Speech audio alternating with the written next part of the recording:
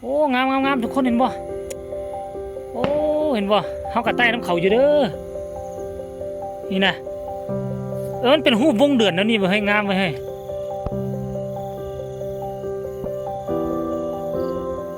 ทุกคนนี่เห็นบ่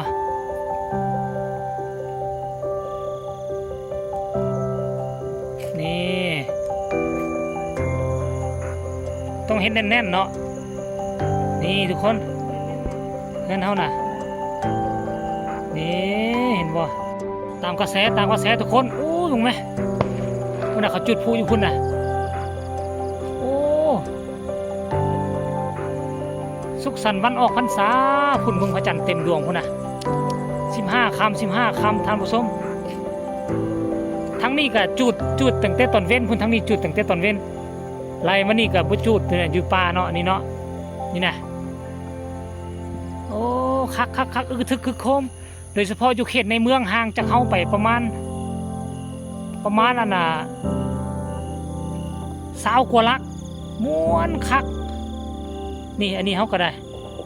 เฮาก็เฮ็ดได้ซ้ำนี้เด้อเฮือนเฮาเด้อ1 2 3 4 5 6 7มันต้องมี8ท่านผู้ชมมันต้องมี8อ่ะนะ7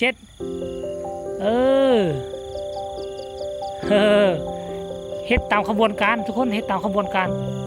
เนาะเฮ็ดตามขบวน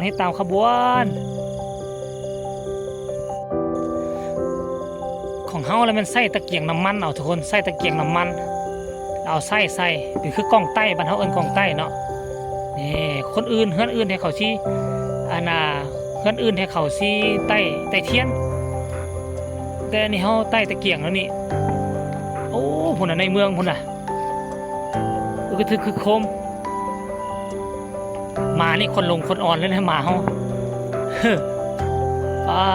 อยู่ตามเส้นทางใหญ่เพิ่นก็จะจูดถึงคักอยู่บ้านเฮานี่ก็จูดแล้วหมดละพากันจูดแล้วหมดละเนี่ยทุกคน